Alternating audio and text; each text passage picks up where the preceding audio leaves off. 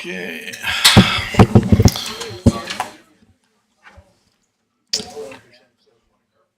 Good afternoon, everyone, and welcome to the regular scheduled Tabor Town Council meeting for October the 11th, 2022. I'll call the meeting to order and ask for the adoption of the agenda as presented, please. Councilor Bruin. Mr. Mayor, I make the motion we adopt the agenda as presented. Motion on the table. All in favor? Carried now. So just for the record, Councilor Beckering is unable to attend this evening. Item number 3, public hearings. There are none. Adoption of the minutes. Item 4.1, minutes regular meeting of council September 26, 2022. Mr. Tebow. The regular meeting minutes from September 26th are in front of you for your consideration. All right. Thank you. Councilor Firth. Thank you, Mr. Mayor. It actually says that I attended that meeting and I did not. So I would be willing to make a motion to adopt those minutes as amended. All right. I move that council adopts the minutes of the regular meeting of council held on September 20. Oh no, I can't adopt the minutes because I wasn't at the meeting. Never mind. Somebody else. I did read them. Yes, yeah. But I didn't attend Yes, the meeting. all right. Fair enough. Councilor Sorensen? I would make a motion to adopt the minutes of the regular meeting of council held on September 12th, 2022 as amended. All right, thank you. Motion on the table. All in favor? Carried unanimously. Thank you. Item number 5, Business Horizon. There are none. Item 5.1, 52nd Street and 40th Avenue Bulb Boat Tender Award. Mr. Tebow. Gary Shear will come forward and speak to it and answer any questions. Thank you, Mr. Scheer. Good afternoon, Mayor and Council. Good afternoon. Not exactly the outcome we were hoping for.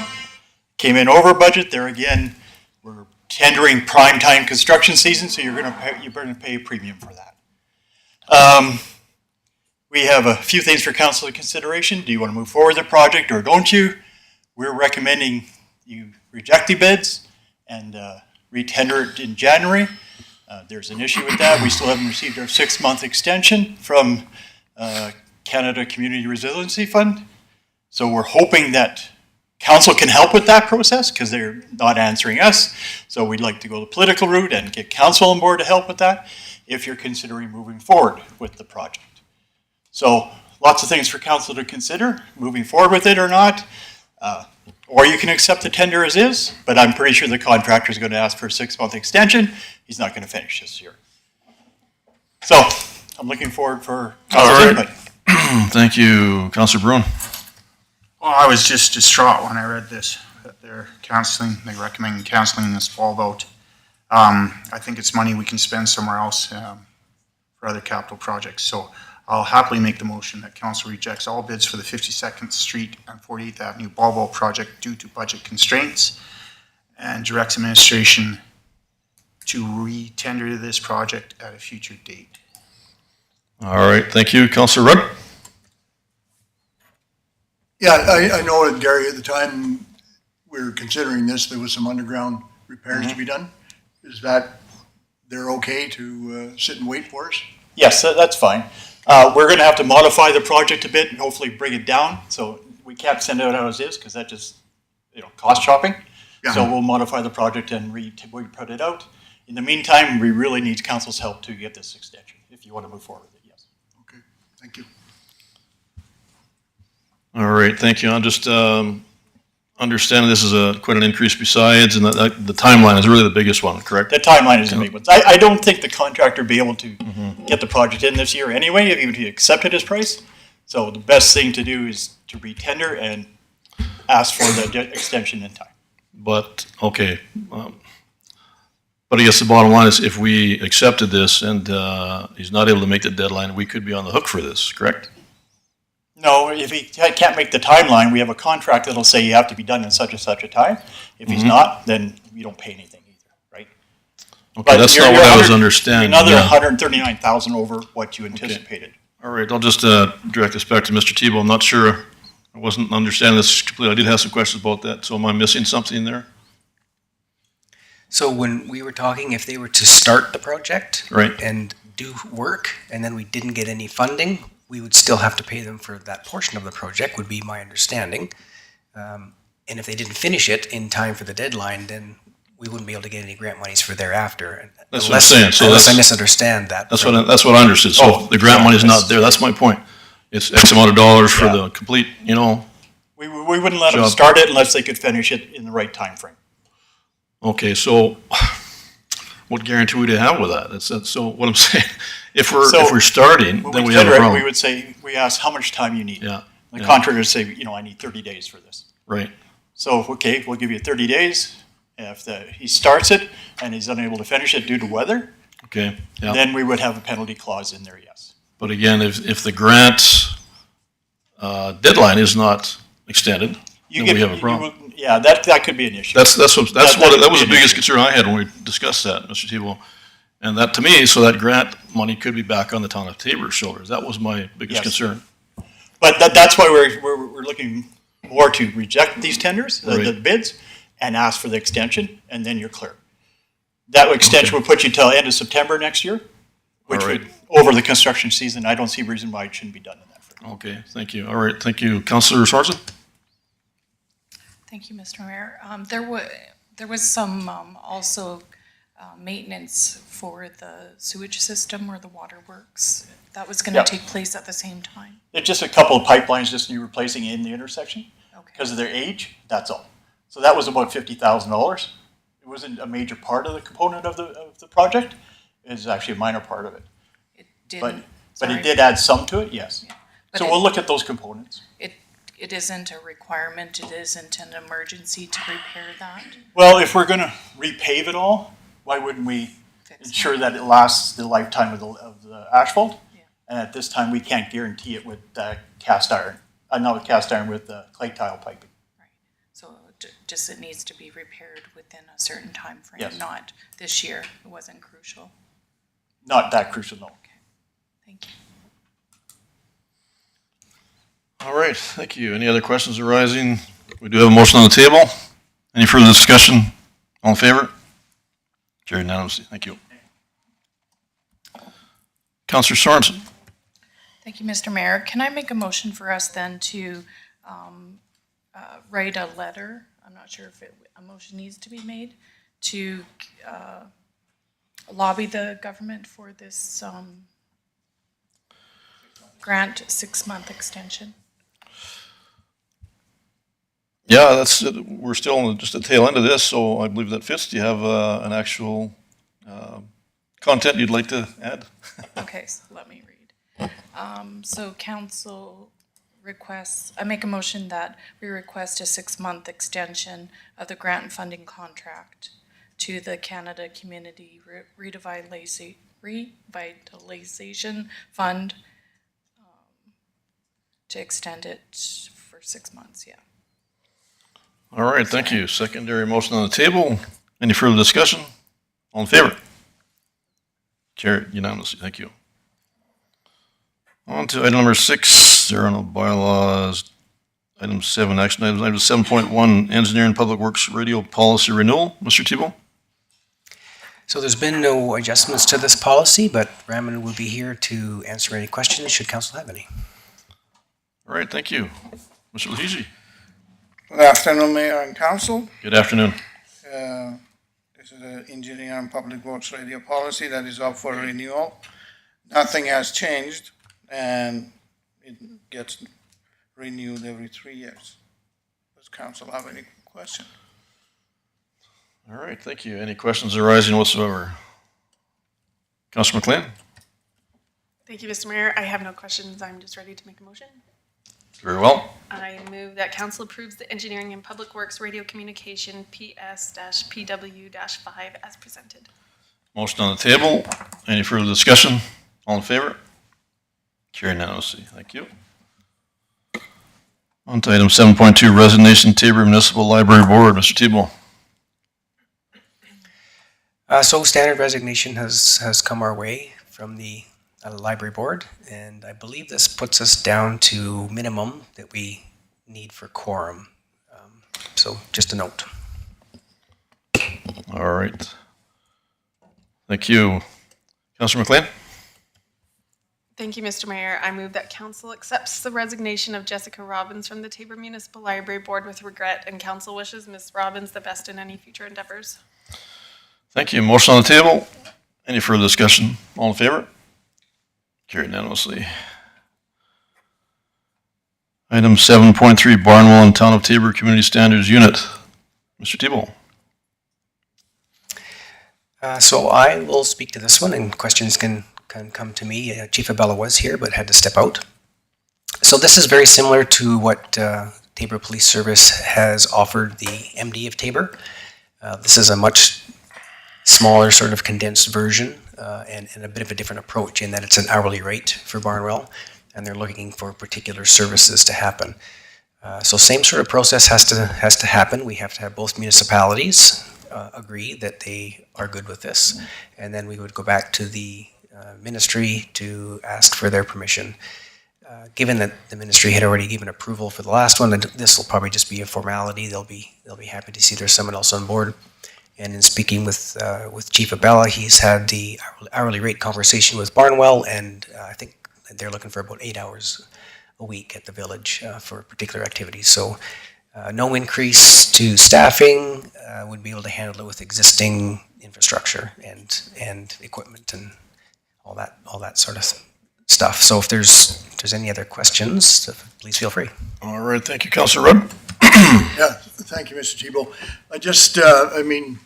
There was a lot of preparation and development in organizing to partner with the MD, and then now we're adding this in. How much consideration was given to making sure that there's sufficient hours that we would make available to them, that we would still be able to fulfill what we required by agreement to the MD as well as to the community of Barnwell.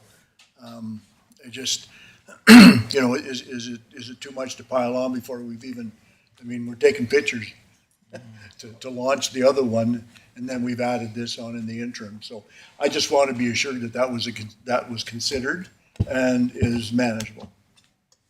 Thank you. I will be able to speak a little bit on that from Chief Abella's perspective. So the MD is a separate person that's being hired with personnel. So that's being taken care of and paid for by the MD with an additional person. Chief Abella assured us that the 8 hours a week required at Barnwell could be something that was absorbed. A little bit more background, the reason why Barnwell's asking is because the MD bylaw services used to service Barnwell. So we already kind of figured that this was coming our way, so I think Chief Abella has put his due diligence into it. All right, thank you. Councilor McLean? Thank you, Mr. Mayor. Asked and answered. All right, perfect. Councilor Bruin?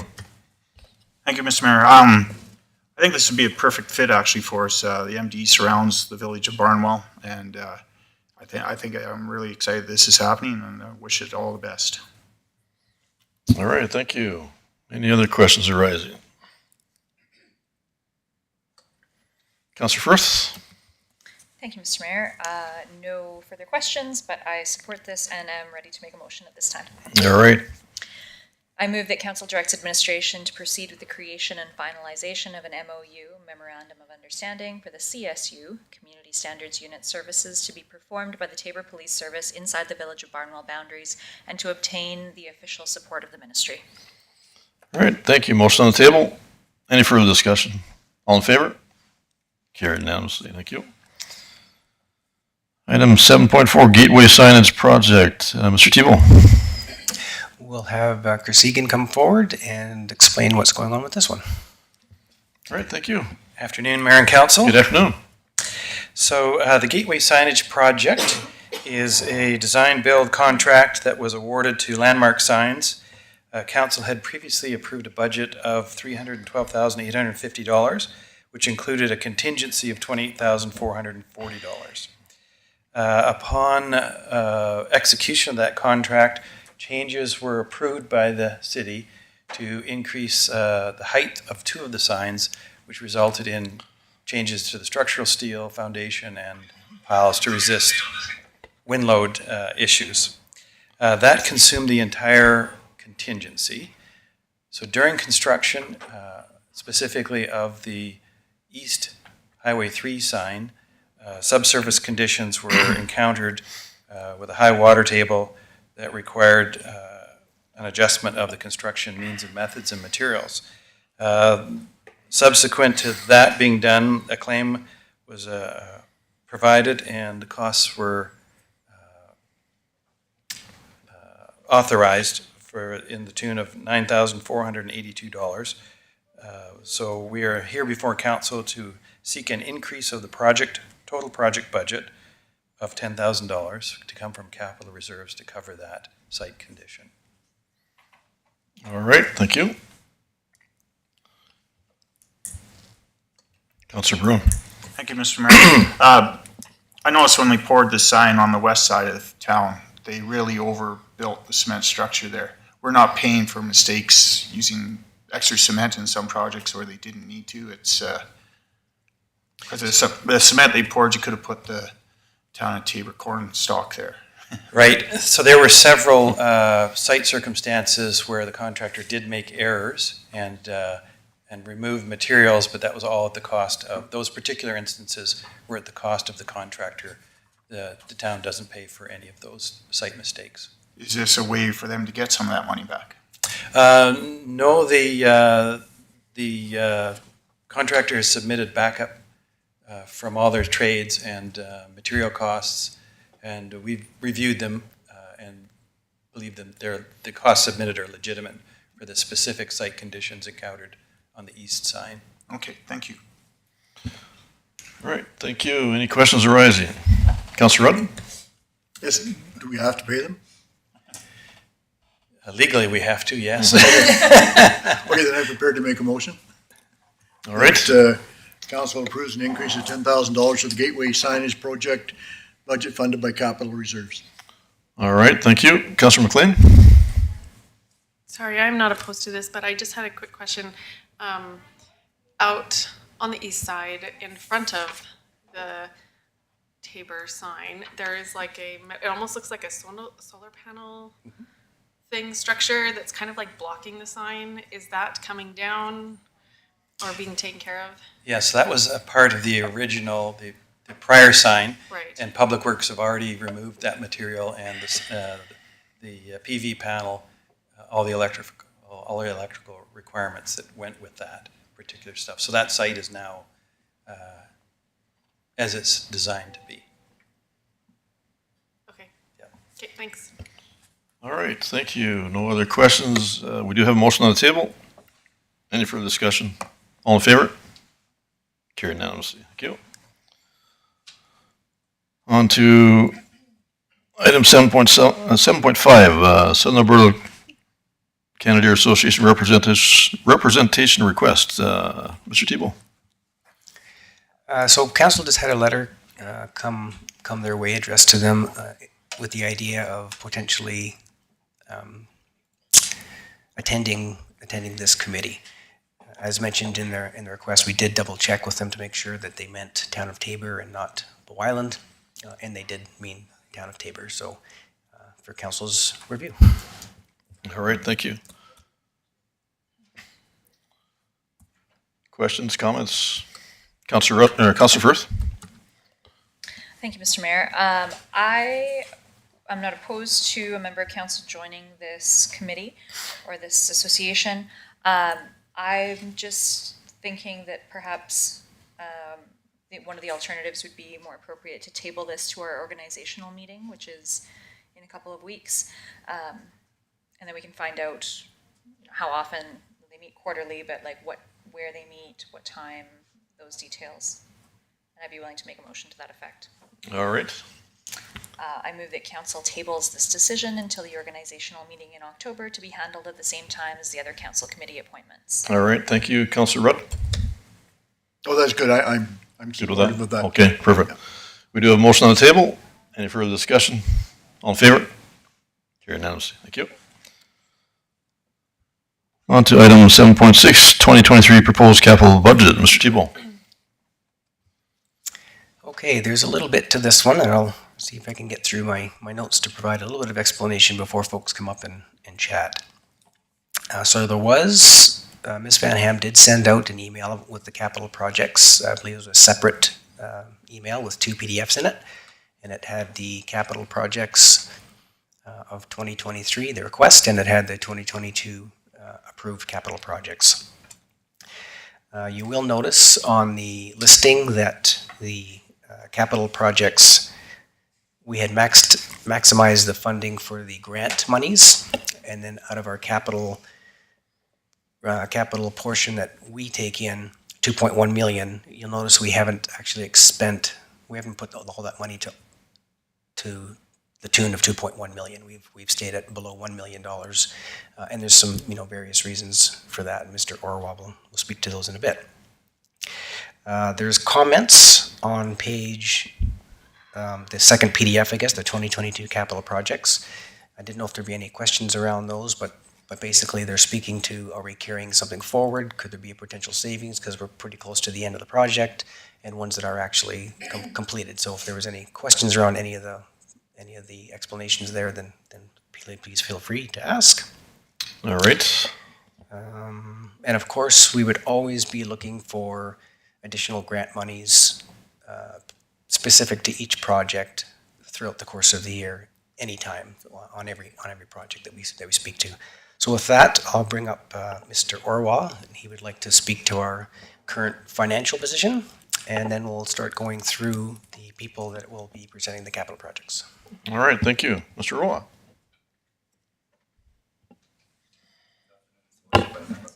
Good afternoon.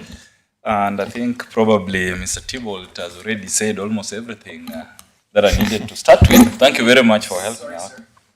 But anyway, before we continue, maybe I'll take it reverse to the last point he made.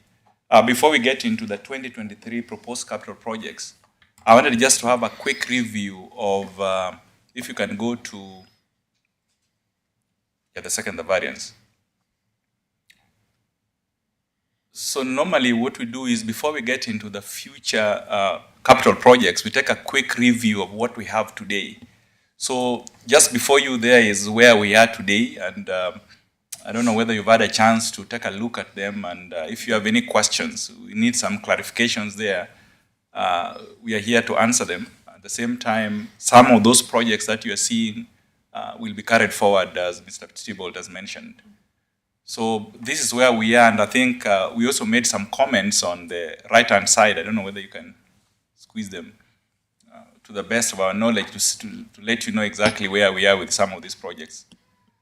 Some of them are complete, some of them are in progress, and if you have a specific project, clarification, or any question, we could start from there before we move to the 2023 projects. Okay, sorry, not sure. All right, thank you. Councilor McLean? Thank you, Mr. Mayor. I do have a few questions. IT vehicle, I was just wondering, we have a vehicle sitting out front, can IT use that vehicle, or they need their own separate vehicle? The IT guru, do you want me to step in or you want to step up?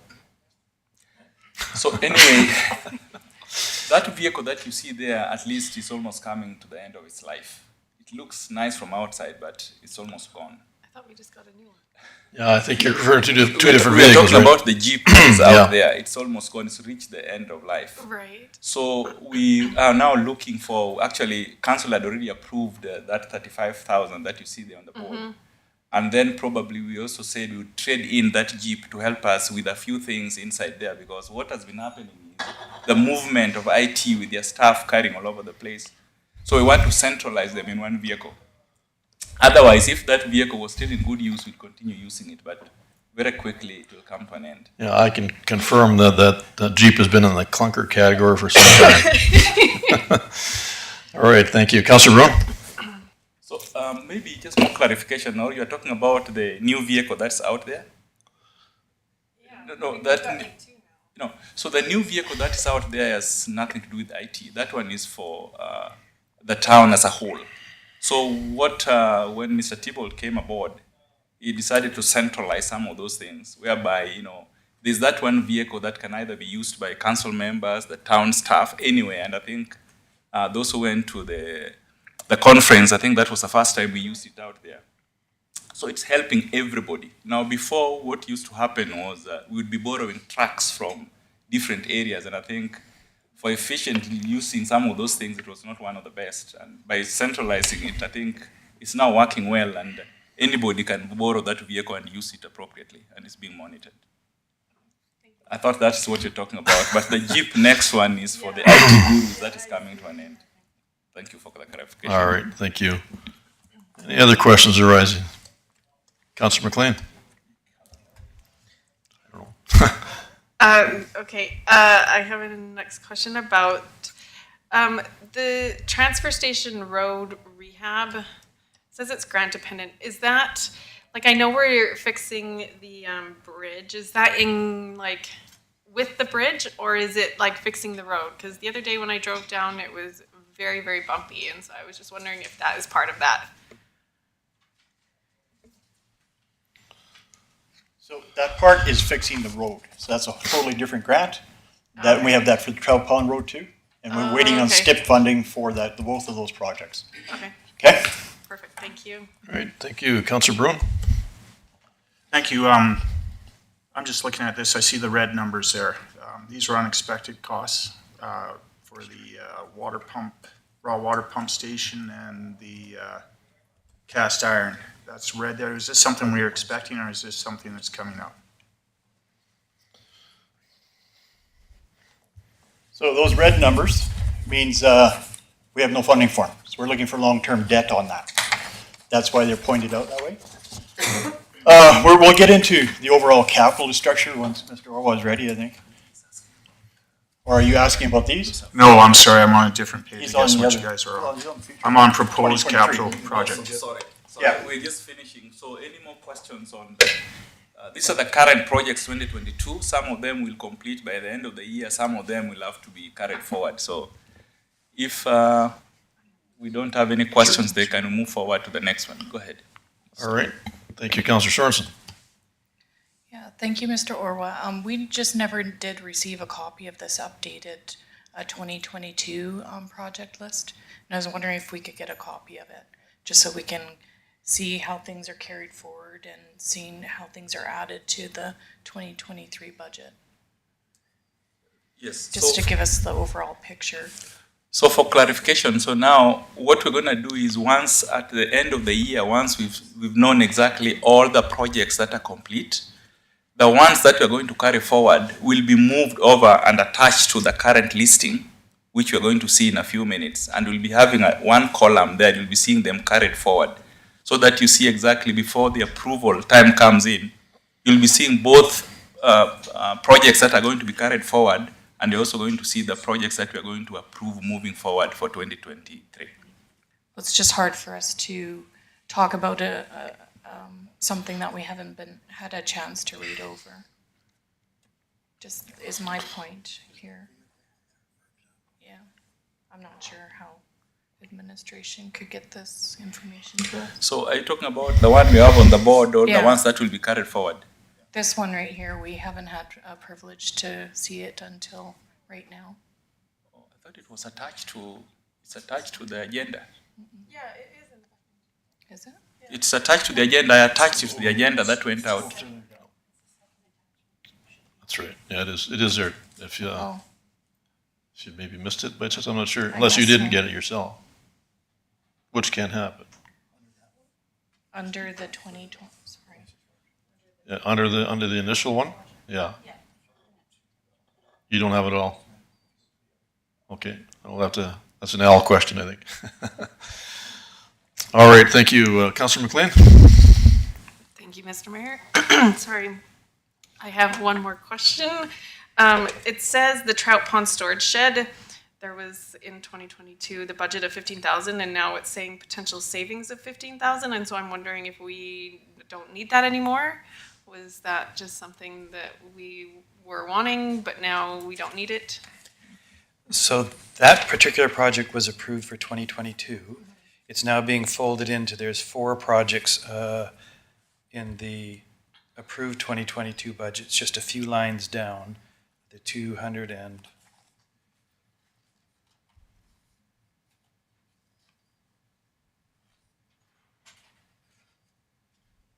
So that would be the West Trail Extension Trout Pond. There's a budget in the 2022 column of $562,737.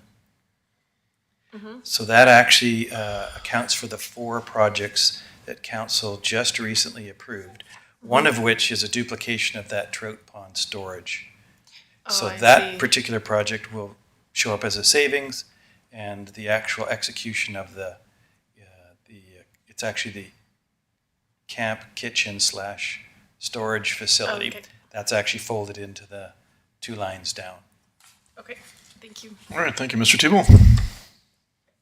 Sorry, I was just speaking to a previous item that it's already been looked after. Sure, okay, perfect, thank you. All right, any other questions arising? Thank you very much. Just clarification to make sure that Councillor Sorensen is able to see the. Thank you very much. All right, thank you. Councillor Brown. Just one more question on 2022 capital expenditures. The generator upgrade, potential savings there, what's happened to change that?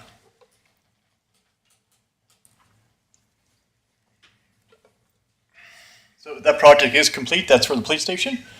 There isn't that saving, but there will be a saving. We've had another payment come out of there, so it's about $30,000 I think will be coming back. Okay, good. Did we sell the one from the police station? We haven't sold that yet. We're going to might salvage that for the shop. We'll see. Okay. Because we have no backup power there. No, that makes sense. Yep. Okay. All right, thank you. Mr. Roa, some more to add there? If we don't have any more questions on the current projects, then we'll move to the next segment. Okay. We're all good with everything else? Okay, very well. So the next segment, maybe just where you started from, Mr. Tebow, at the bottom. Now, you could see this year we are trying to make sure that we live within our means. So there are some specific areas that we know, some we do not know. We've already been told that MSI is going to be 851. So anything attached to MSI, we want to make sure we hit the target. Now, again, the same applies to federal gas tax. Then whatever the balance, of course, will now come from capital reserves. But there is that contribution to capital which comes from tax base that we get, that we want to make sure that we use the funding first from grants and then we use that one. So we don't want to make we want to make sure that we utilize what we have and move on with projects that can be funded. That is why that green line is down there. Now going back from the top, so for now I have temporary funding that's on the blue side because these projects have not been approved. Council might add, council might decide to take some out. So when we get to the final projects approved by, looked at by council or endorsed by council, then we'll go back to attach them to proper funding. Now with that, we can just start. We also attached, I think Mr. Tebow talked about it, there's a one-page capital project proposal for each project that we also sent out to give you a quick project description and of course the impact on future operating, because we might be wondering, why are we starting with capital? Because capital might have some impact on operating budget. If a vehicle is approved, then we look at the operating side and make sure that, they've budgeted for the tires, they've budgeted for the gas, they've budgeted for so many things. So now with that, as we move along, I think methodically we'll follow that list. And you can also follow the one-pager that we have. And we can start from information and technology, and then we'll go in that order. So first of all, the first one is IT, and I think I'll call Al to let us know what he wants to do with these two projects. All right, thank you. Mr. Tebow? I just also wanted to make mention that administration has recognized that there's quite a few projects that we are incomplete and carrying forward from 2022, and that's part of the reason why we haven't put forward projects that maximize or that use all that $2.1 million, because there's a fair bit in the hopper. Great. All right, thank you. Al, welcome. Good afternoon. Good afternoon. So IT is proposing 2 projects for next year. Our annual computer replacement, we replace portion of our equipment based on lifespan, and that's $204,900. And the second project is every 2 years an upgrade for our ERP finance system, and that's $10,000 just to get support from the company, from Central Square to help us with the upgrade if needed. All right, thank you. Any questions for Al? Getting off easy, Al. Thank you, Worship. There you go, all right. Councilor Rudd. Thanks, Mr. Mayor.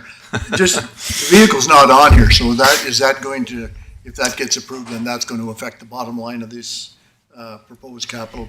Sorry, for which one? The vehicle. The vehicle in 2022. Oh, it's in 2022? Yes, and we're still waiting on it. We ordered it in March, February. Yeah, Oh, and okay. we're still waiting on the delivery. All right, thanks. All right. Clarification? Nope. I'm just saying that's a long time to wait for. Those, that is already approved 2022 capital project. Maybe I'll call the chief to take the second segment. Thank you.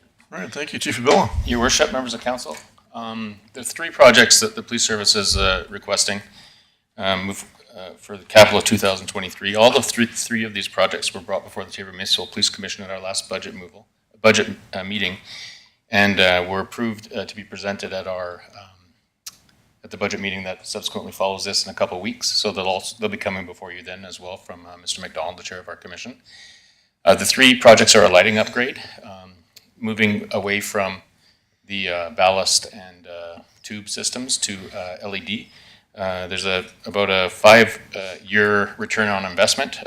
With that capital investment, we'll be able to save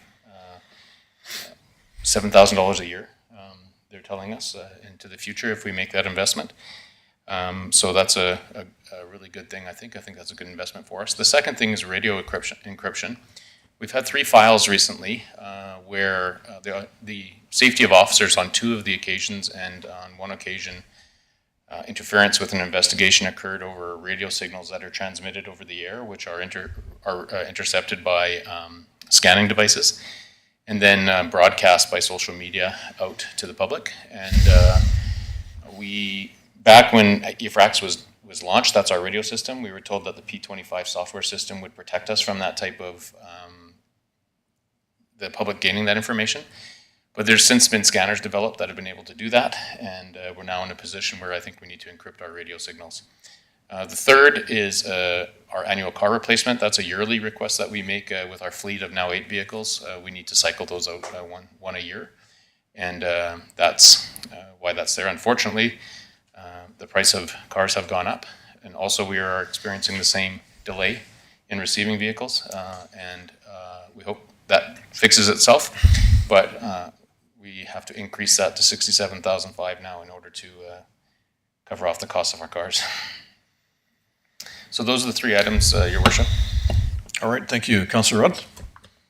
Yeah, just on that encryption system, is AFRAX looking at doing some upgrades to, as they did on the original rollout of that, when it was protected? Are they going to step in and fix things for the province? Actually, I haven't approached that with them. So I haven't spoken with AFRAX about whether or not they have a solution for us for encryption. I don't believe they do, but I can ask that question. Yeah, well, I mean, if their system's being defeated now, when it was originally designed not to be, now they find out that it is, what are they gonna do? So, it's $1,100 a radio left up to the purchaser to like the user to purchase a license to encrypt each of the radios. So it could have been done at any time, and that I think that'll probably be AFRAX's solution to us, is that we pay $1,000 per radio to license them for the encryption. But if there is a system-wide process, I'm not sure, and I can't ask that question. Yeah, so we have their blessing to spend our money. Yeah. Okay, thanks. All right, thank you. Any other questions? Councilor Brown? This question, I'm not sure it's right. Is this covered with the police budget, or is this extra money on top of the police budget then? So we have an operating budget and a capital budget, and each year we bring an operational plan that comes together with our budget for council to consider for funding. And this is new monies. This is capital monies that we're requesting. So capital expenses, this always comes before council for the capital investments? Both of our budgets come through council.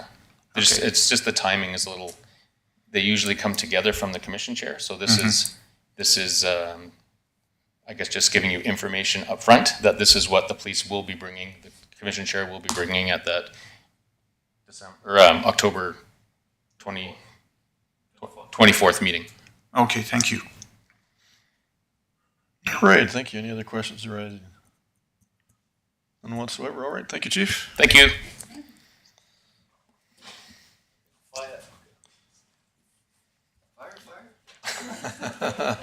Chief Munshaw. Council, thank you very much. So I have 3 projects that have been coming forward this year. The 3 projects, 2 of them are 15-year life expectancies. So we have extrication equipment, basically a familiarization, jaws, life, the spreaders, the cutters, the combination package with that. That's the one, that's 15 years old. That's the ask for $100,000. The other one is a thermal imaging camera. This is a camera that you can go into fires with, see victims, and make sure you can find locations of heat sources, put the fire out, find victims. That's again a 15-year-old project that's coming due for life expectancy. One of the new ones will be a cargo trailer. This trailer would actually store a lot of the equipment that we're having a difficult time and some safety issues getting into the extrication truck that we have. Some of the stuff is about my height up into the chest, and it's another 6 feet back trying to reach it. So we're trying to have some difficulties there. And so to be able to move this and transfer this into a trailer, this will make things a lot safer and a lot more capable for the firefighters to get in and out of and store it in the hall. So I'm open to any questions. All right, thank you. Councillor Bruin. Thank you, Mr. Mayor. Thank you, Chief. The cargo trailer, then, that's something that ought to be towed to each fire? How does Only once in a while. These would be major high-angle, fires. confined, spaced calls. Very, very seldom calls. I think we're dealing with about a neighborhood of 2 to 3 calls per year that this type of equipment never gets called out for. Okay, and we'd have storage for this trailer? Yes, in the hall with all the extra storage and the space that we created when we built the hall, there is space there. Yes. Okay, thank you. Councillor Sorensen. Thank you, Mr. Mayor. So currently, these items are taken to the scene. Yep. Where, Currently, how? they're in the extrication truck. So Rescue 66, the big box unit we have, they are in that. The challenge is getting to them, because where the storage and where the layout is, we have to actually climb up to one shelf, get somebody to hold you on the shelf while you reach the back end of that to try to take out the objects. Some of these objects are in the neighborhood of 100 to 150 pounds. Very, very safety orientated. We're lucky we haven't had a back injury yet, so that's where this is looking at.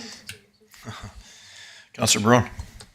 What is the life expectancy of that truck that you're using now? The truck itself, we're looking at that compiled to be 2 trucks in 2025. So instead of buying 1 truck in 25 and another one in about 26, we're looking at combining them to 1 truck, building a rescue pumper. That's what I was thinking, perhaps like get a larger truck so we can store it in 1 unit. The trailer will always hold its value, I think, but that would be a future consideration when we replace that truck. Just 1 unit, so everything is on site when you need it.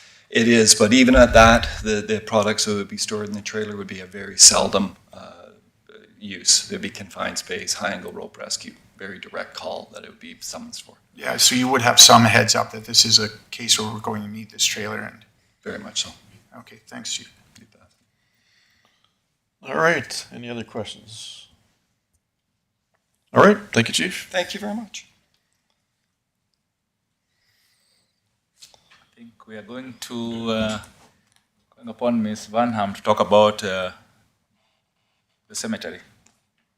All right, thank you. Ms. Van Ham.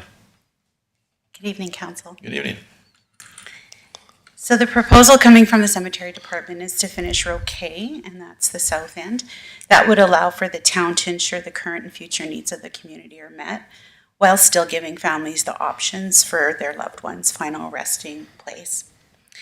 So preparing the future needs for this area would also lock in and solidify the future cost savings to the municipality for any increases associated with materials, equipment, costs, and labor. The cemetery is quite subscribed at the moment, and all throughout any clerks that we're involved with, they're noting more usage in that area.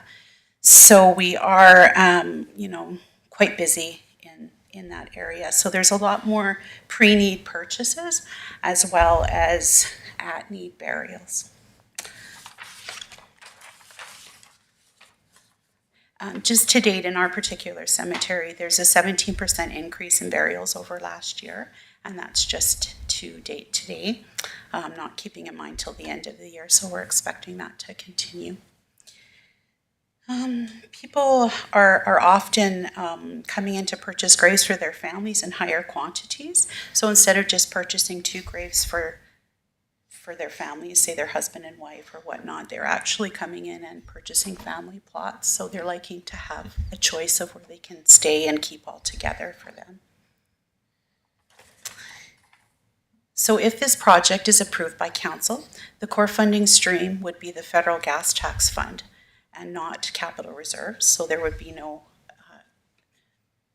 ramification on the taxpayer at this point in time. So we're proposing it from the federal gas tax fund. So that fund has actually empowered municipalities to deliver infrastructure projects. There are certain projects that can be undertaken for that fund, and the funding is currently available to the municipality. So the utilization of that funding recognizes that local governments know how to make the most of every dollar to permanently grow and build better communities in which we live. I'm available if you have any questions. All right, thank you. Any questions arising? Councillor Rudd? I'm asking for a friend. How many vacancies are there right now? This morning we had 281, and this afternoon we have 279. Okay, Yeah. and this would add what? This would add, we would need engineering to, because the cemetery is an old cemetery, so it does, the footprint kind of changes from row to row. And so I would say approximately 400 is Okay. how many this would add. Excellent. So Thanks. you're welcome. Councillor Sorensen? Thank you, Mr. Mayor. Is this in regards to just burials, or is the crematorium or whatever that's called also going to be added to the graveyard? So the columbarium is managed by Southland Funeral Home. They are the owner of the columbariums that are out there. They just did an expansion, I believe, last year to add to theirs. But this is strictly the town of Tabor's land for the cemetery rows for burials. And within the plots and the graves, you can also bury cremains as well as caskets. Thank you. You're welcome. All right, Councillor Bruin? Sorry, I think Joanne covered that. I was wondering about that. Okay. Sounds like people are dying to get in there, so we're going to have to get on this. All right, thank you. Any other questions for Ms. Van Ham? All right. Okay. Thank you. Thank you very much. Council. Mr. O'Rourke?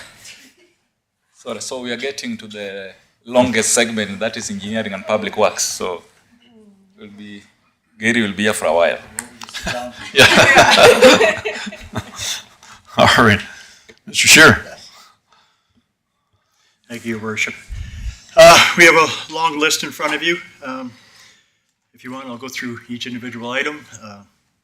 A digital traffic sign that just gives us awareness of motorists that you are speeding or in the area. It also gives valuable information for Tabor Police Service for their radar locations, things like that. Remote radio feed for the flashing crosswalk lights. We went through that with council. We picked one spot here at the KFC, and the next spot would be 43rd and 50th Avenue, I believe. So we're looking for that acceptance. We've had numerous complaints on the pathway from, around the Highway 864, around the golf course to the Aquafund Center. It's in need of an overlay, so we brought that forward for council's consideration. Water meter replacement program, that's pretty standard. Every year we buy a bunch of water meters to replace our current inventory. The raw water pump station, this was a project we brought forth last year. It's a $3.8 million project in all. Council just approved the engineering for this year. So we did get funding of $1.4 million from Alberta Water and Wastewater Association. So we're looking for council's 2.1, almost 2.2 million is worth council share. So we have to discuss where that money is going to come from. As you can see, we've had long-term debt down there. 45th Avenue cast iron and sanitary replacement. This is on the south end. A lot of the streets down the south end have the cast iron, and we've done our sanitary videos.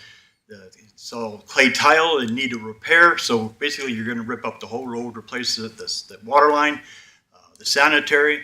You're going to replace all the services to all the houses. So that means road replacement and sidewalk replacement. So complete replacement of 2 blocks.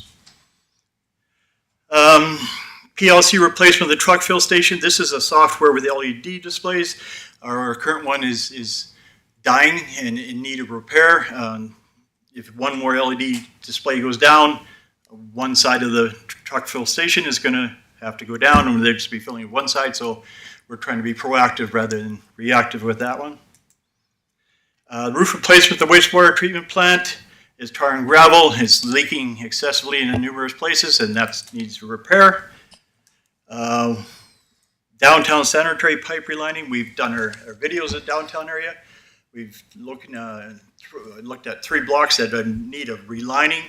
The pipe is holding up, but if you reline them now, we'll save anywhere from 10 to 20 years of new life with the sanitary. So it's a good investment. That's a good project. One you've already accepted this is the Horsefly project, Southern Regional Stormwater Drainage Commitment, and we did an RFD, and council accepted that project of $329,000 you got to pay. Phase 2 of the Horsefly project, that's about another $40,000. That'd be engineering for phases 2 and 3. That's from Horsefly Reservoir to Tabor Reservoir. The first one, was from Tabor Reservoir all the way to the river. That tender closes this Thursday. It was a $24 million job, I believe. So we're anxious to hear that cost.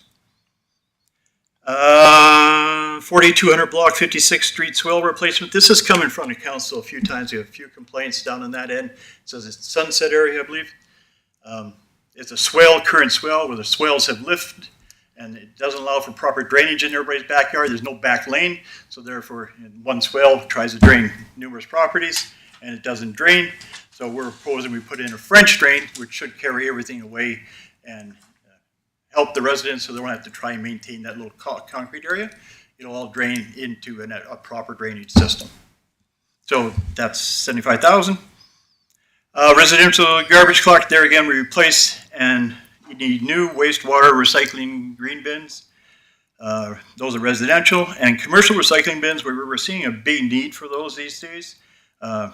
We seem to be running short. We have a list of about 5 or 6 businesses that want them now. So we're asking council for additional $30,000. I think I missed, the secondary clarifier. This is a very important project. It's part of your treatment process. It's a big ticket item. We've been repairing it. We even did you an extra few pages on your assessment. I think you got that email. And it's critical to our treatment process, and that's our number 1 project for this year. If nothing else goes forward, we would like the secondary clarifier to move forward. That's a must for us. Part of the critical piece of equipment for our treatment process. The sewer camera system, remote controls, that just allows us to video their sewer camera. Right now we sub that out. We pay about $20,000 a year in that, so we'll be able to bring that in-house, and we do more work for it by our staff, and I think it would pay itself in 5 years. The Sulci Trideck mower, that's the big mower you see cutting all the drainage ditches on the highway, things like that. Along with it is the second one, the diagonal arm. That's the arm that moves the mower into the ditch, and the tractor can stay on the road. So they work to accommodations, and they're basically life cycled out of the existing ones. So if we have any questions, a lot of projects, I know, some big ticket items. All right, thank you, Councilor McLean. Thank you, Mr. Mayor. Thank you. I just had a question about on the south side, that 53rd Street to 55th Street. Which avenue? On the south So it's a 4200 blocks of 42nd Avenue. So it's way down in the southeast corner. That's a swell replacement? Yeah. Yeah, that's way down on the southeast corner of Tabor. It's in Sunset Boulevard area. Of Sunrise, sorry. Yeah. Oh, okay. I understand. Thank you. All right, thank you, Councilor Brown. Thank you, Mr. Mayor. Couple questions. concerns, or maybe we can delay. The golf course trail, $160,000. That's laying the whole golf course trail all the way Yes. around. That's from 50th Avenue all the way to the Aquafun Center. Is it necessary to do it all? You'll get a better deal if you do it all. You could probably split it up, but then you're probably looking at 90 to 100,000 half of it, right? The more you do, the better off you are. And we can put that in with our patching program and try to get a better deal. And Okay. I might even be light on that. The way contracting is going these days. It just seems like a lot of money to spend on that trail. But it is failing. We know that. I mean, we've had numerous complaints of potholes, and our crews have gone out and filled those potholes, and we've actually had guide wires that are starting to poke through that were from old power poles. I see. And what would the life expectancy be, would you guess? Oh, probably 20 years. Then. 20 years. Yeah. And we do thick enough. We have to remove the old pavement? No, we can just go ensure over top. that, if it's all crumbly, yes, we'll move it and repair it. But if it's sound, and it is in quite a few areas, it's easier just to do like a 75 mil overlay. Okay. My other question was the roof replacement. Which building is that one? That's your B&R plant, the wastewater treatment plant. So That's quite down by the cemetery. That's quite a large It's roof. a large roof, yes. That seems pretty pricey. And it's tar and gravel, that's why. At this time, should we be looking at a different roofing material instead of tar and And gravel? we can look at that. There isn't a lot of cost difference. We've done this before, and it was about 20% difference, but there again, we'll look at that, yes. Not necessarily stuck on tar and gravel. Not necessarily stuck on tar and gravel, no. Stuck. All right, thank you. Councillor Rudd. Yes, thank you. Gary, what I heard was if we get to do one project, it better be this Clarifier Rehab. Exactly right. So my question would be, are there programs or grants available? Well, for that, anything we that type have of work? contacted a few of them, and they all say that's maintenance, and that's the town's maintenance, and that's why we give you MSI, and that's why we give you federal gas tax. Good. But I think we can go through that in the utility model in closed session, and Mr. Orwell has some ideas for that. And just for Mr. Shearer, I just had the same question as Councilor Bruin related to the roof. For me, that's I believe that's the first time I've heard that's been problematic. Has it been some time coming? Oh, The we've roof? been fixing it Yeah, for okay. 5 years now. It's been Okay. costing more and more money the past 2 or 3 years. We put Just 20, patching here 30,000 and there. into it, and finally we got somebody to come actually look at it that is an expert on it, and said, well, you need a whole bunch of parts replaced. But a whole new clarifier is 2.7 million, and that's without the installation. You're talking about the clarifier, no, I'm talking about the The roof. secondary, oh, you're talking about the roof, sorry. Sorry, yeah, the roof, yeah. Yes, we've had people come look at it and Yeah. give us that assessment. That's how Okay. we got that cost. That's what, I'm not concerned about the cost so much, other than that I don't remember this coming up. As I said, this has been coming up for a while. I had it or- in the 10-year plan, Okay, but yeah, I think it was 2026, something like that. But it just seems to be leaking more into the building. so it's So actually rather leaking. than, yeah, it's leaking. actually leaking in the building. And this was a recommendation to do the whole roof? Yes. All right, thank you. Councillor Sorensen. Thank you, Mr. Mayor. Mr. Chair, so you've identified the piping and the sewage and so forth that is the greatest need that needs replacement. Is that correct? And that's what you've identified for this year to replace? Our number one project would be secondary clarifier. Our second project would be the downtown sanitary pipe and relining. That sanitary line actually runs down the laneway. And to dig that up would be an absorbing cost, because you got no place to put the dirt. You'd probably be looking at $2 million a block. And it'd be just outrageous. It's cheap to line it now, and really we should be moving forward with it. Okay, thank you. All right, thank you. Any other questions for Mr. Shearer? All right, Councillor Bruin. How much pipe have we relined? We were riding about 5 blocks worth. Is that right, Ram? Yeah, about 5 blocks worth. So Has we're been- doing more and more? It's been successful. Yes. So I remember when it Very first, a few years ago, was a new thing, I believe. No, it's been out for 20 years. Has it? We just started using it more and more because of the costs. Yeah. And you're quite happy with the Yes. results? Okay. No, We because- have to do a proper analysis of the current pipe, if it's structurally sound. And if it's not structurally sound, then it needs to be dug up like the south end. Yeah. We're getting to that point. Yeah.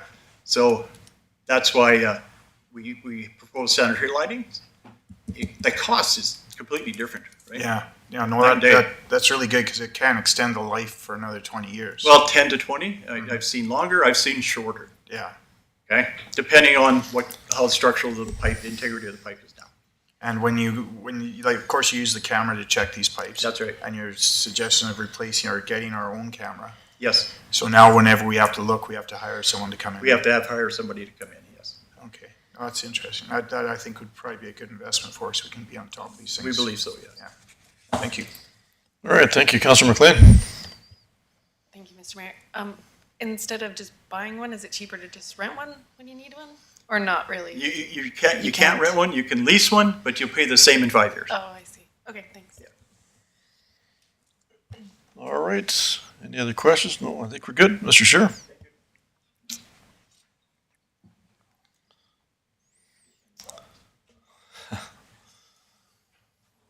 Right. Mr. Thank you Egan. very much.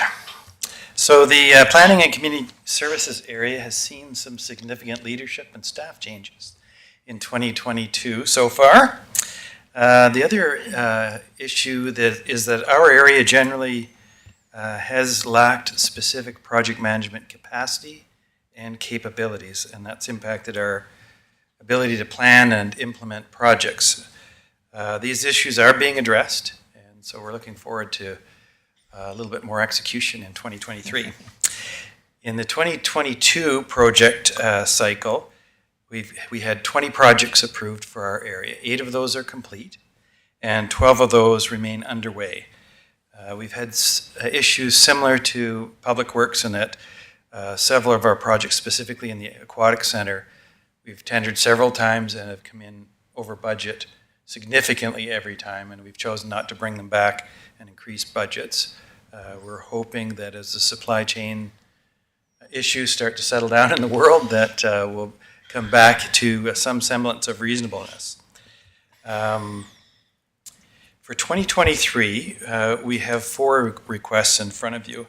You'll notice that for those that have been on council, that there are several significant capital renewal projects, specifically in the Aquatic Center, that being things like deck tile, the hot tub, renewal of the slide, structural analysis of the building, things like that, that we specifically not asked for this year in light of the fact that we're entering a cycle where we're going to discuss a potential new facility, and that the existing facilities will have to be revisited as part of that overall solution.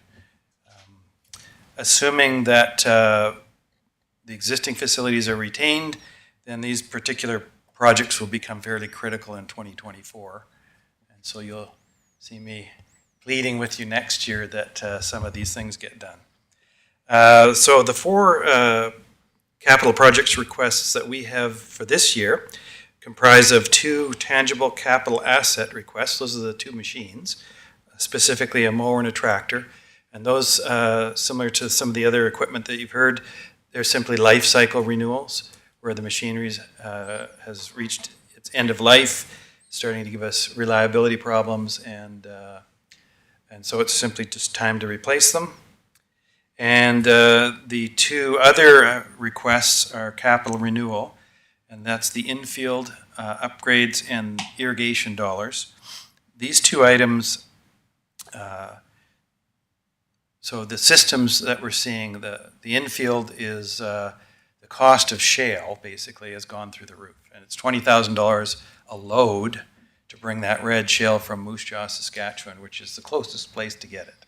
So we're looking at doing a capital injection to look at the use of sand in those infields in combination with the red shale. So the object there is to try and take all 6 diamonds and convert them so that our ongoing maintenance and operating costs will be reduced. The irrigation project, that typically what we've been seeing is many of the systems that have been installed in the earlier parks have reached their end of life. And so we're seeing substantial impacts on our service levels. So parks that are not being irrigated because there are substantial repairs either at the beginning of the year or through the year. Parts of the major components of the systems fail. And our preventative maintenance budgets don't account for those. And so we're asking for these dollars to do capital renewal, so intentional renewal of pumps and systems controllers, things that we know that we're having trouble with, rather than waiting for them to fail and then go into a corrective maintenance mode, which typically normally runs about 3 times the cost of capital renewal, simply because you're in an urgent hurry. You're trying to retain the service levels in your parks and playing fields, and so you're flying things in and you're doing things that you wouldn't do if there was a planned renewal. So we're hitting that phase where you'll start to see more and more items come from recreation that we will categorize as capital renewal items. So they're existing systems, but we need to expend the dollars to make the changes in a structured and planned way. And so, yeah, we've only got 4. So. All right, any questions arising? Councillor Sorensen. So just for the ball diamonds, and I do believe that they need some upkeep. What is the difference in performance from shale to sand? Will people playing on the field notice a difference? They'll notice a field difference as far as, but the issue for us is really safety. So the maintenance of the infields is linked to safety concerns of the players on them, either stumbling and tripping, those kind of hazards, and erratic behavior of the balls that are hit towards those infielders. The shale and the sand don't have fundamental differences in performance from a safety issue. Just they will look different and feel a little bit different to the players. All right, thank you. Any other questions whatsoever? All right, thank you, Mr. Egan.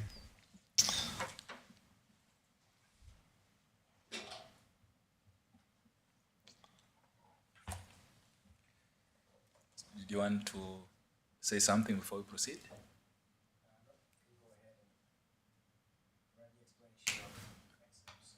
Okay, thank you very much. So, thank you very much, Council. You've heard the wishes of the senior leadership team, what they would want to look at in 2023.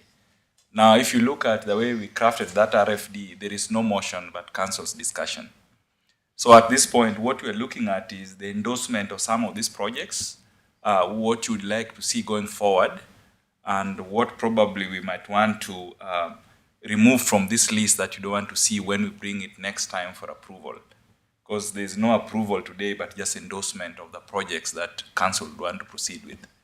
And you can see also from the ones that were actually asked earlier in red, we just put them in red because those ones are large dollar amounts and they would call for long-term, that is the debentures, to finance those areas. So probably we're just looking for Council's direction here on projects that you'd like to proceed with and the ones that probably you would not like to see next time when we bring proper funding and the projects to move forward with. Put into consideration that the administration still also has some projects that they would want to carry forward from the previous year to 2023.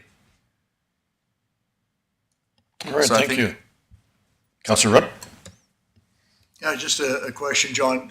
Just adding these things up here, you said we can comfortably do these projects up to the 3 million mark without going into capital reserves. Is that correct? Yeah, that's correct. Especially, that is why we isolated the red ones, because the red ones has nothing to do with capital reserve. So if you take out the red ones, yes, we can do with the 2.1. That is the contributions to capital from operating. That is money coming from the tax base to support capital.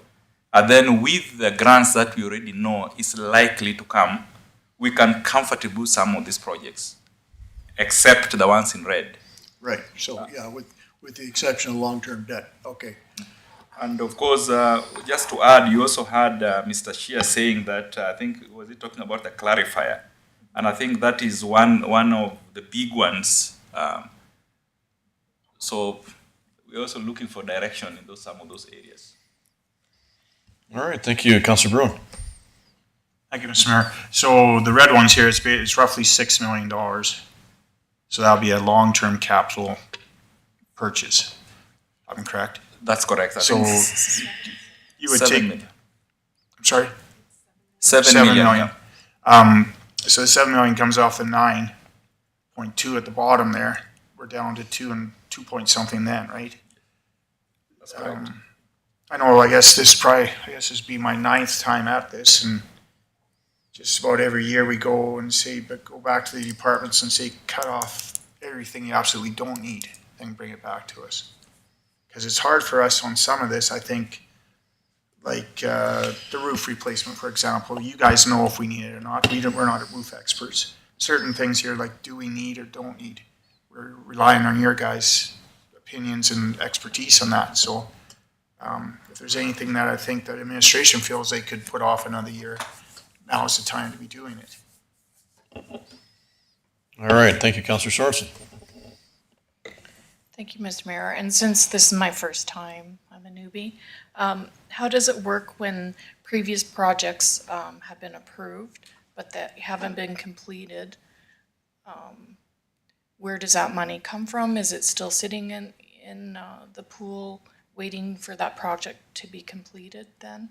And then we won't have to dip into our current allotment? That is correct. So once projects have been approved, for example, the 2022 projects, there's already commitment to those funds, whether it's coming from MSI, federal gas tax, or reserves. So that commitment is there, and we just carry that money forward for them to finish those projects. So they don't dip into new funding. Unless it's very necessary, we will always come back to us from council, but they don't dip into any new money. So like for the ones you see on the board, those are the new ones that are coming that we're going to look for new funding. All right, thank you, Councillor Rudd. Yes, thank you. I see that just from the Public Works lineup, number 1 is going to be that clarifier, number 2 is going to be the pipe reline downtown. So I see that, you projected getting MSI funding to cover the pipeline or replacement. Is that correct?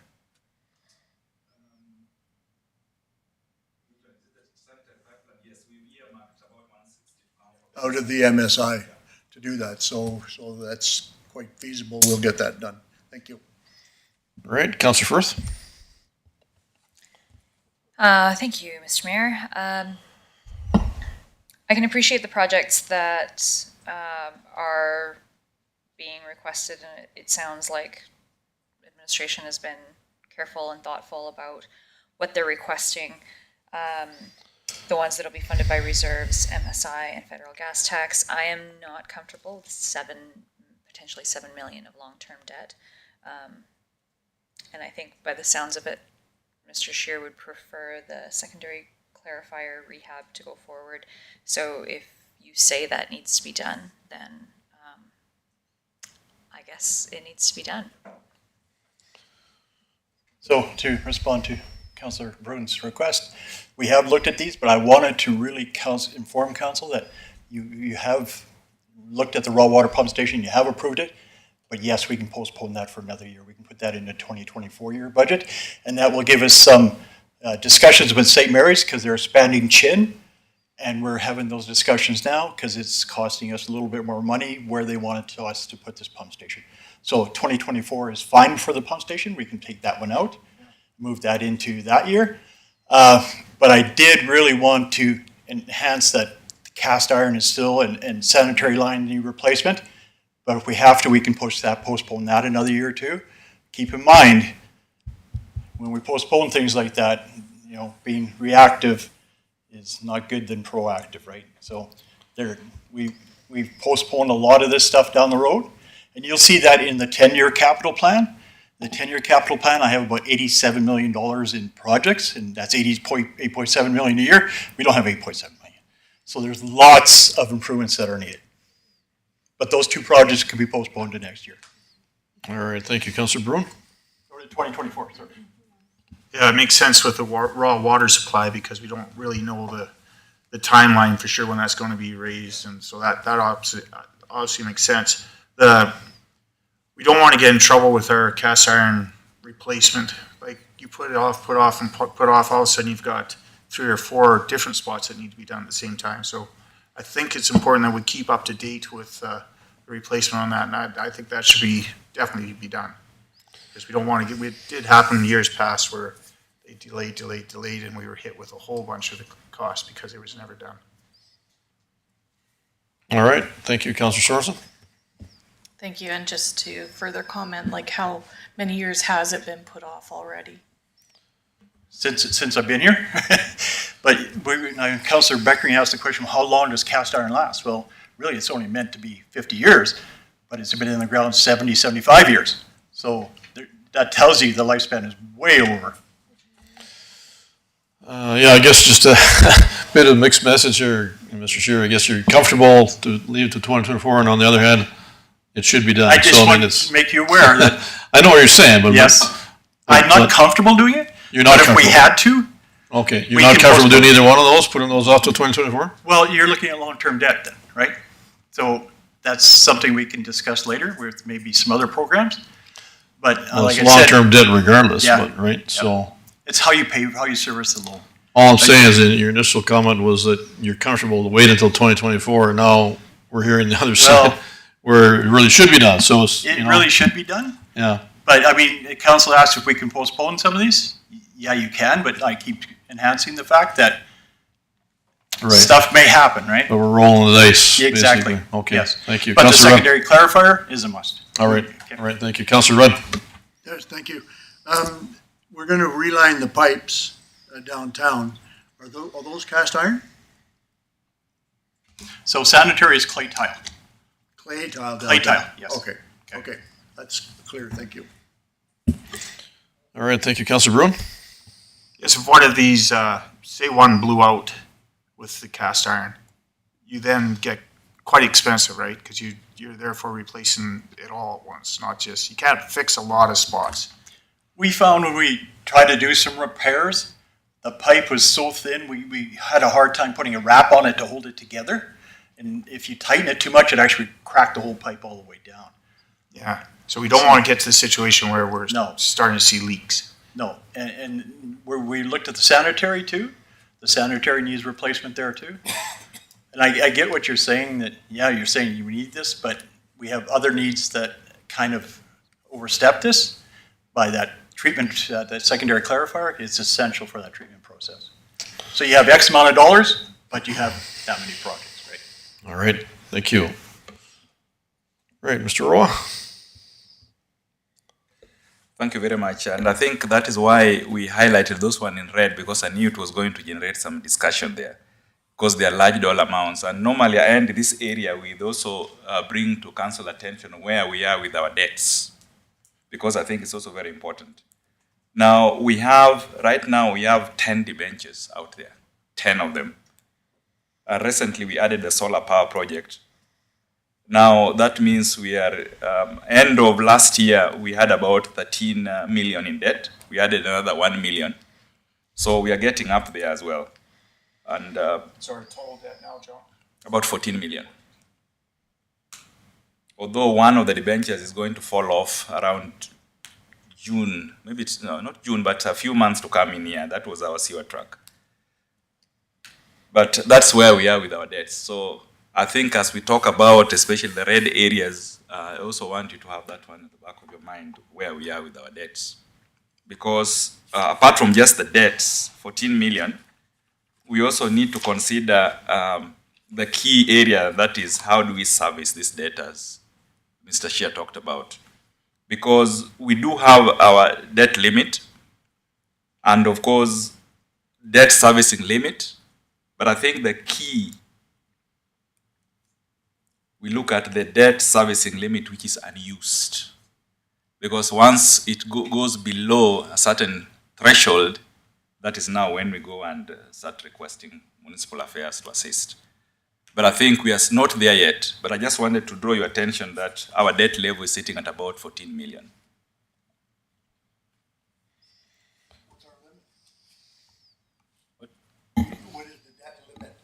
The debt limit itself is about 36 million. So how they arrive at that, it's about 1.5 times your revenue. And our revenue sits at about 24 million. So 1.5 times that, they give you, that's your debt limit. Then once you get your debt limit, they start looking at your total debt. Then the difference, they look at, that is the debt that is unused. But I think where they catch us is how you service that debt. But that doesn't mean that we can't go for long-term debt. This is just to throw it out there so that you know where our debt level is. But it's still the cost of doing business if necessary. All right, thank you. Any other questions arise whatsoever? All right, able to move on. You don't require any motion for that, correct? All right, thank you. Thank you. Moving on to item 7.7, information for council. Mr. Tebow. Mr. Egan can speak to this item. This was an item that was on our standing item list from Councillor Rudd. All right, thank you, Mr. Egan. Thank you very much. Resolution 220/2022, moved by Councillor Rudd, that administration determine a resolution to the fence that abuts the east side and north side of the McGrath subdivision. Several investigations have been done by ourselves, Recreation and Public Works. The fence has reached the end of its life and that's the appearance that you're seeing is it's quite shabby. However, it's in a reasonably sound structural condition. And so Recreation is proposing to take a two-pronged approach per this information. One, immediately we'll just extend the life of the fence as long as we can by doing some repairs to it and then treating the fence with a stain to block further degradation from the sun.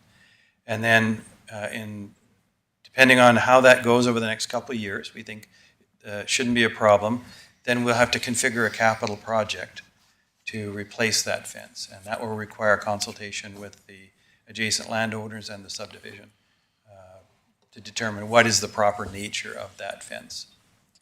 Okay, I've got a question right out of the gate on that.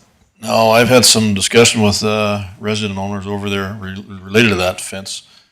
And I've also had some discussion with Mr. Tebow about that. There's allegedly some agreement, 20, 30 years ago even, whenever that started, that nobody seems to be able to find. So I don't know, that maybe this is news to you. Have you heard some of that yourself? Okay. Yeah, we've done the investigation into each of the titles to try and determine what that original.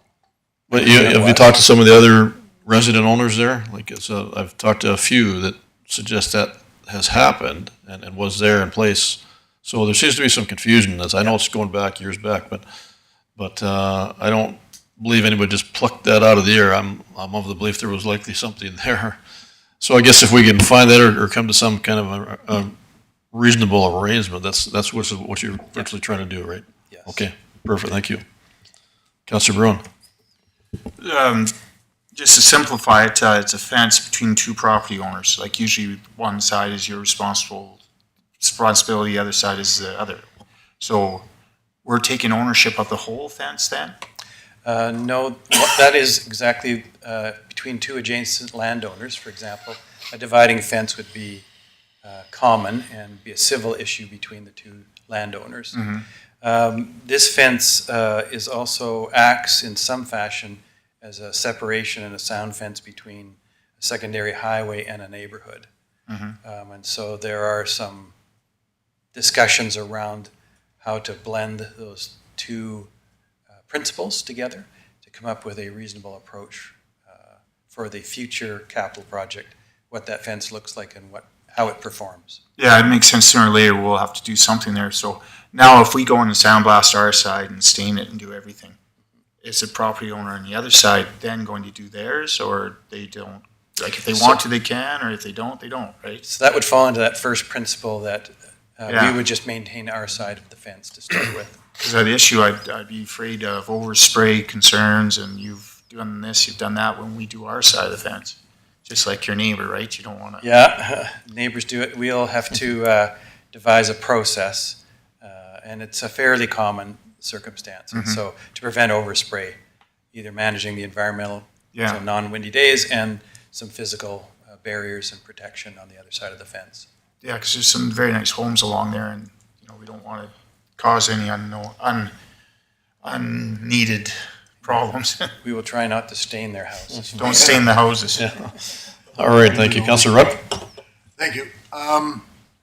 Like the fence, I mean, there's different colors and different materials.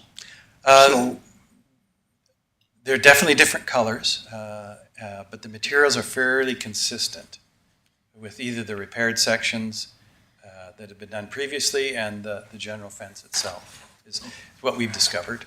Okay. Yeah.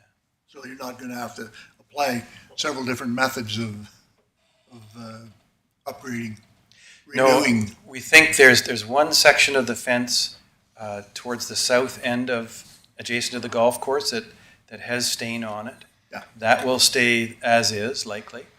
But the rest of the fence is fairly homogeneous. It's in basically the same condition all the way around and across the north side of the property as well. Yeah.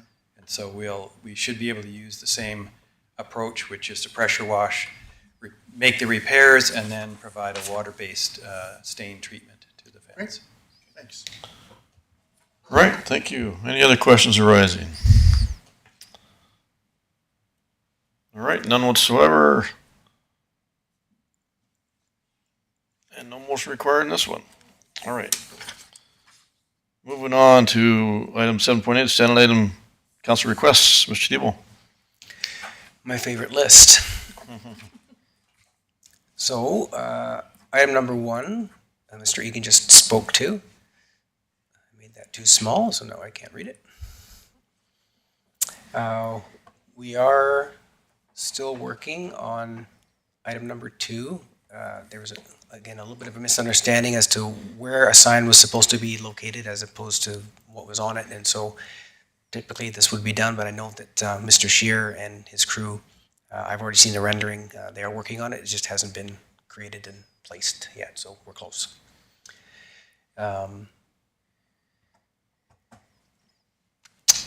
The husks, I believe Mr. Egan has a change order out right now. We may have had some preliminary pricing come back, but it's not quite ready to present to council. So next council meeting, we'll probably have a discussion around that. And the final one, still in progress. And I'm not sure, Mr. Shear, if this was one of the capital projects that came forward. Is this touching on that or not?